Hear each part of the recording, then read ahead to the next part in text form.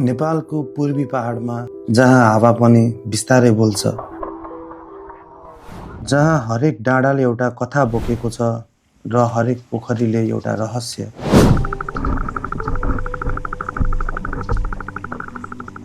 यो कुनै साधारण पोखरी होइन, यो विश्वास हो, यो आस्था हो। यो हो शान्त, गहिरो र रहस्यमय मत्स्य पोखरी।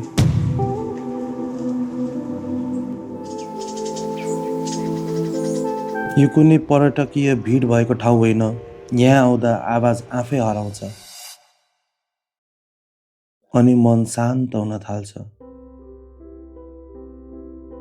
यो हो मत्स्य पोखरी, जसको पानी ऐना जस्तै शान्त छ, तर यो शान्तिमा लुकेको छ सयौं वर्ष पुरानो विश्वास। स्थानीय बुढापाकाको विश्वास अनुसार यहाँका माछा साधारण होइनन्। यी माछाहरू कहिल्यै समातिँदैनन्, किनकि यो पोखरीलाई भगवानले बचाइरहनु भएको छ। आज हामी यही कथाको गहिराइमा जान लागेका छौँ।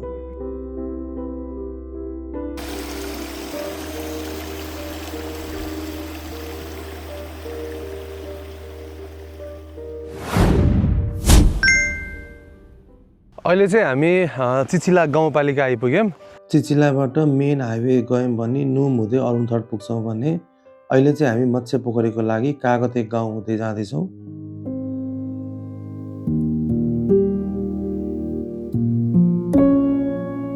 बाटो चाहिँ हामीले सोचेको भन्दा पनि धेरै नै राम्रो रहेछ।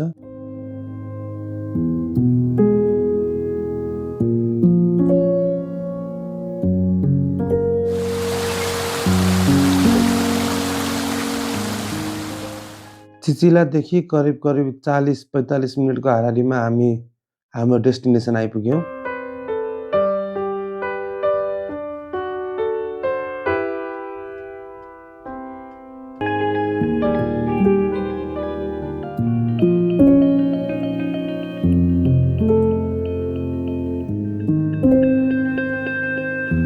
फाइनल्ली मत्स्य पोखरी पनि आइपुग्यौँ।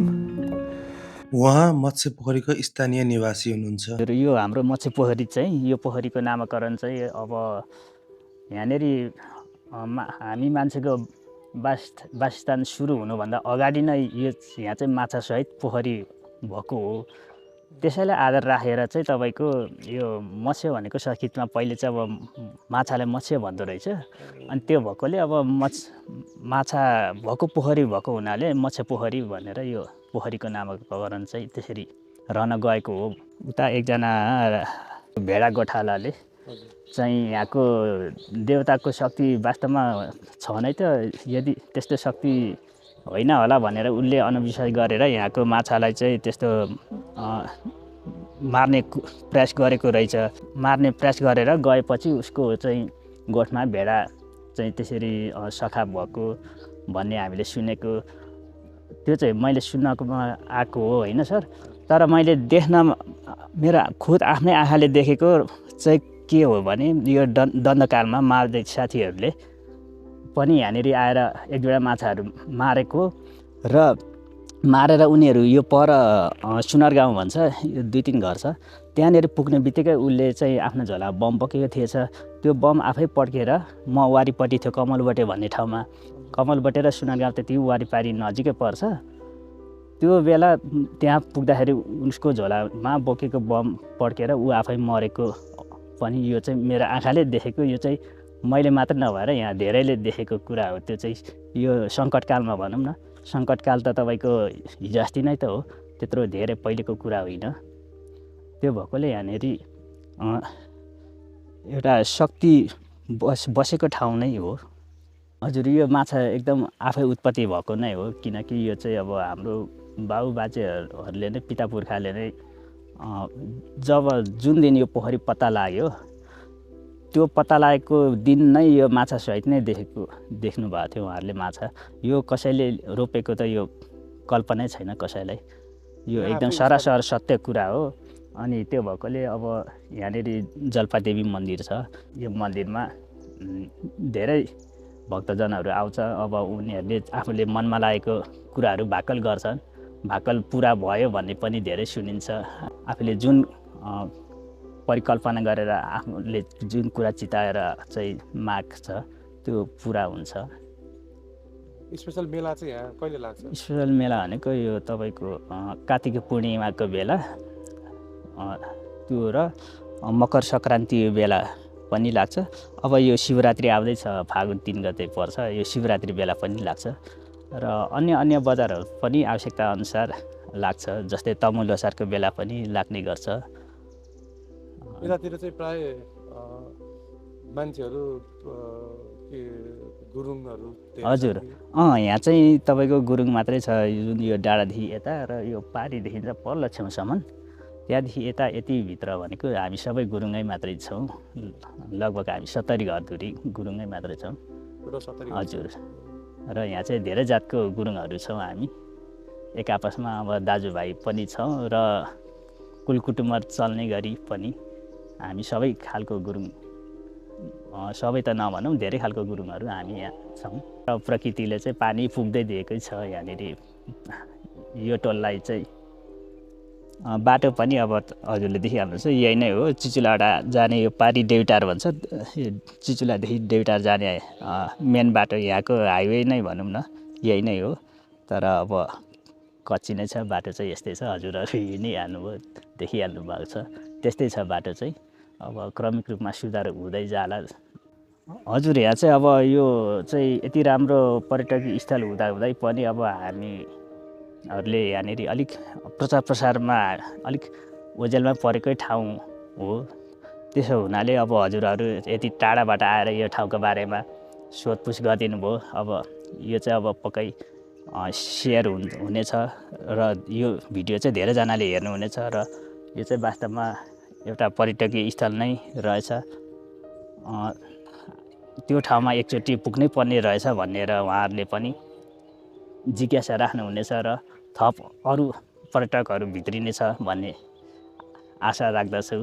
र यहाँनिर चाहिँ अब हजुरहरू यदि आउनु भएमा अब बस्नलाई समस्या हुन्छ भनेर अहिले पालिकाको पहलमा होमस्टेहरू पनि सञ्चालन भइसकेको छ, सुरु भइसकेको छ। जस्तै अब 8 जनासम्मलाई त म आफ्नै पनि उहाँहरूलाई खाना बस्नेको व्यवस्था गर्न सक्छु।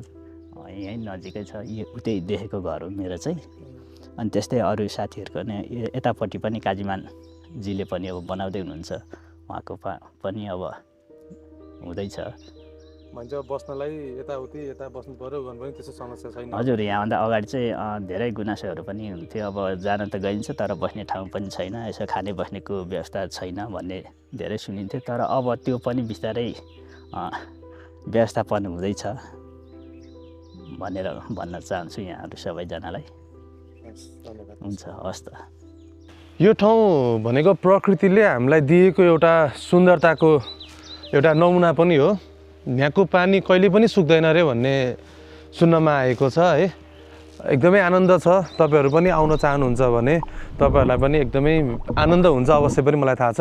अहिले त झन् मेन राम्रो कुरा भनेको चाहिँ बाटो एकदमै राम्रो छ। पहिला चाहिँ अब बाटो नराम्रो छ के छ भनेर मान्छेहरू आउनु खोज्दैनथे।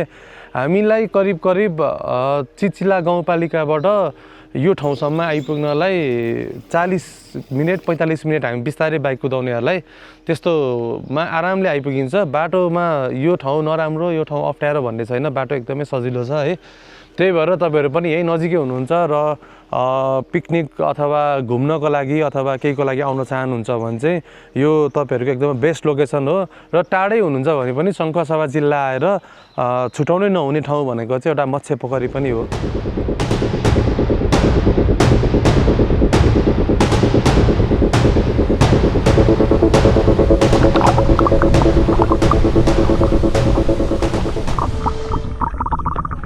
यति बेलासम्म हाम्रो भिडियो हेरिदिनु भयो, त्यसको लागि तपाईँहरू सबैजनालाई धेरै धेरै धन्यवाद भन्न चाहन्छु।